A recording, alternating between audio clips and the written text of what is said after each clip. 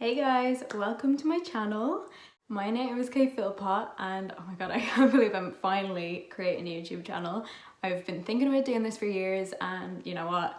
The timing is perfect right now because everybody's stuck inside anyway. So I'm going to be basing my channel around true crime. It's going to be doing a lot on missing person cases, murder cases, solved, unsolved, and all the rest of it. So I'm not going to talk about me. If you clicked on this, you're probably not looking to hear about me. So I'm just gonna get straight into it. So today's case is the case of Alison Mackenzie. Now Alison was a 43-year-old mother of two. Both of her daughters were grown up at this stage and she's from Prescott in Arizona.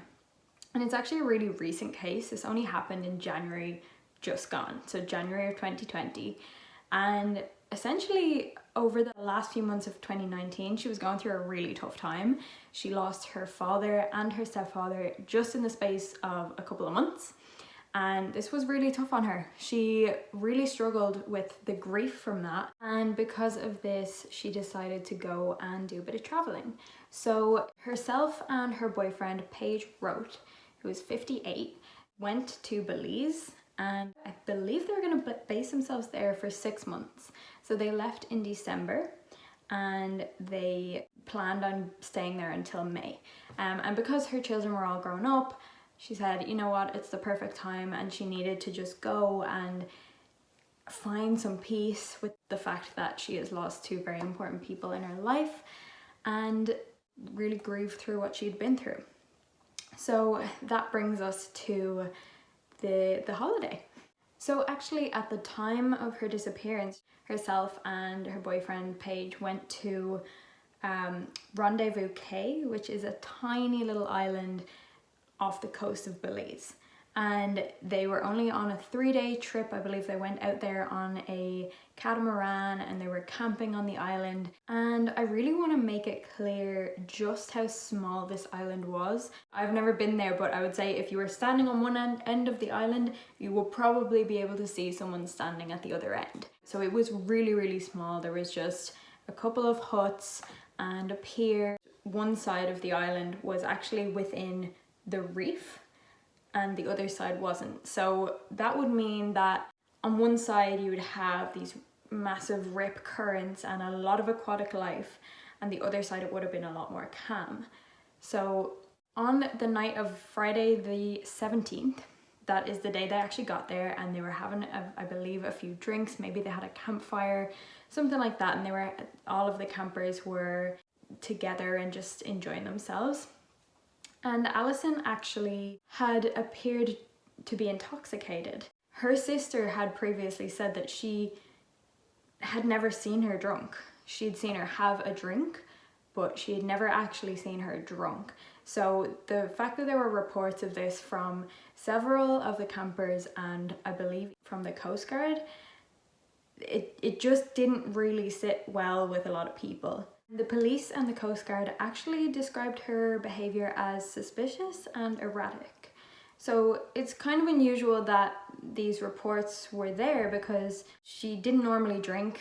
She was already acting unusual, and I don't know what it was that made them use the words suspicious and erratic, but it's just a bit strange. Just a bit strange. But at the same time, we have to also be aware that she was going through a really tough time, and sometimes people can go to drink just to kind of calm the nerves and just escape for a little bit. And also she was on holidays and she was on a weekend away, so a bit more of a party aspect, and if other people were drinking it might make sense that way. But as far as we know, her sister did say that she doesn't normally drink. The last time Paige, her boyfriend, saw her was about 10 p.m. on the Friday. Now we don't actually know the details of this, and like that seems a little bit early considering they were on holidays and there was activities going on. I don't know, we don't actually know, did he go to bed? The island was so small you can't really just disappear from someone, and they were staying in the same tent. But as far as we know, the last time he saw her was 10 p.m. I'm presuming that he went to bed and he went back to the tent and she probably stayed out again. Don't know. That's why this case is so frustrating, because there's a lot of gaps in the information. There's not a whole lot of detail. The reason I'm looking down is just notes. First time doing this. There was another woman that was on the camp called Charlie who had been in contact with Alison's sister Jodie Dixon. Now, Charlie had told her what she had seen the night of Alison's disappearance, and she saw Alison speaking with the team leader or whatever his title is at about 2:30 a.m. So that's the last we hear of her. Now, when I heard that, I mean, you always kind of think about, okay, the last person they were seen with, but realistically, these tours, the business was called the Ragamuffin Tours, and I mean, it's a big business anyway, tourism in Belize, and this was one of the bigger companies. So for the most part, they were very professional, and we don't have anything to suggest otherwise. I did read a report somewhere that said he was telling her, you know, you shouldn't be out too late, like go to bed, go back to your tent, because it's not safe, and that would make sense. We don't know how he was saying it though. That's the only thing. Like, was it in a threatening way? Was it in a friendly way, and he was just looking out for her? We have the words we think he said, but we don't actually know the nature of how he said it. And we don't even know if after that she went into her tent. So the next part of the timeline brings us to the next morning. So 6 a.m. is actually when Paige wrote, Alison's boyfriend, reported her missing. We don't know if they went to sleep together, if he went to sleep and she was there and woke up and she was gone, or if he went to sleep before her and she never got there. We actually just don't know that. He has been really cooperative with the police. He's done everything they've asked him to do, which is great, because a lot of the time we can be very suspicious of, you know, the partner, whoever is romantically involved with the victim. But in this case, he's actually not even an official suspect. The family don't think he had anything to do with it, and he was absolutely distraught. He was heartbroken and didn't know how he was going to go on. So that's something definitely to note. I even thought to myself though, just to play devil's advocate, is the timing a bit weird? Did they have activities planned that morning? Is that why he was up so early? They'd been drinking before, so I just find it a bit unusual that he woke up at 6 a.m. Now, of course, there is the fact that drink can make you have, you know, poor quality sleep, and sometimes people do wake up in the middle of the night after drinking. So maybe it was something like that, and he noticed that she wasn't there and went and reported her missing. But again, this is why this case is so frustrating, because these details aren't really known. Naturally, her daughters were distraught having heard the news that their mother had gone missing. They were really close with her, and I can't even imagine what that must feel like, knowing that your mother is gone and you don't have any answers, and you don't know if she's alive or not, or what happened to her, if she struggled, if she's still struggling.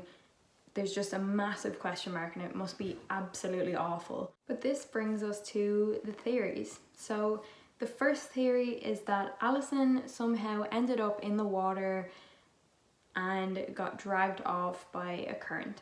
It doesn't make sense disappearing on such a tiny island. This island, I cannot even express. I'll put up pictures. It was really, really small. You can't just go missing on it.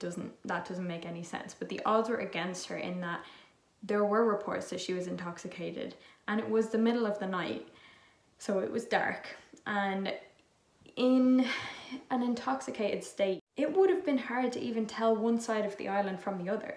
Also, the fact that it was the middle of the night, it would have been after 2:30 a.m. There would have been no one around to help her if she did get into a lot of trouble.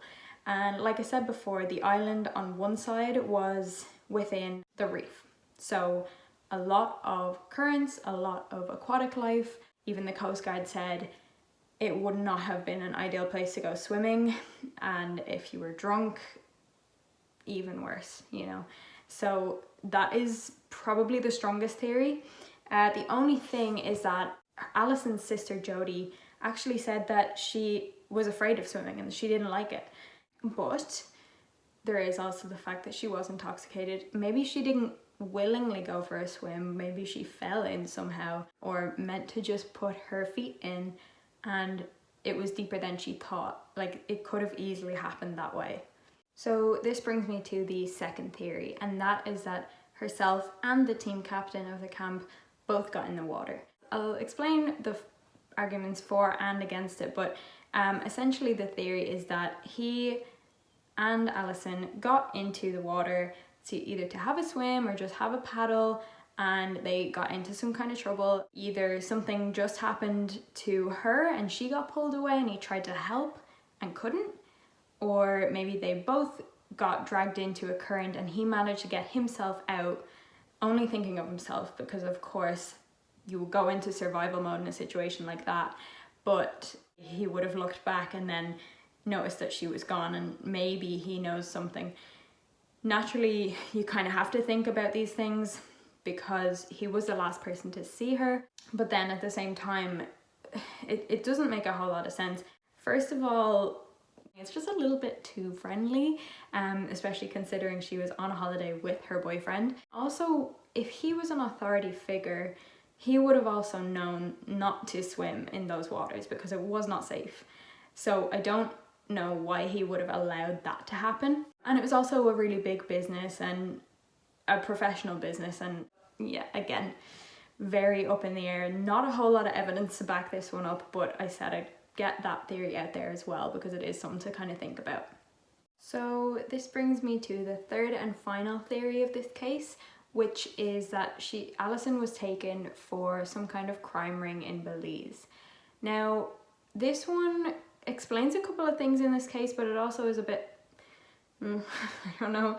The fact that Alison was appearing intoxicated when she doesn't normally drink, this would be explained by the fact that potentially she could have been drugged, and that would explain why she was behaving suspiciously, erratically, and intoxicated.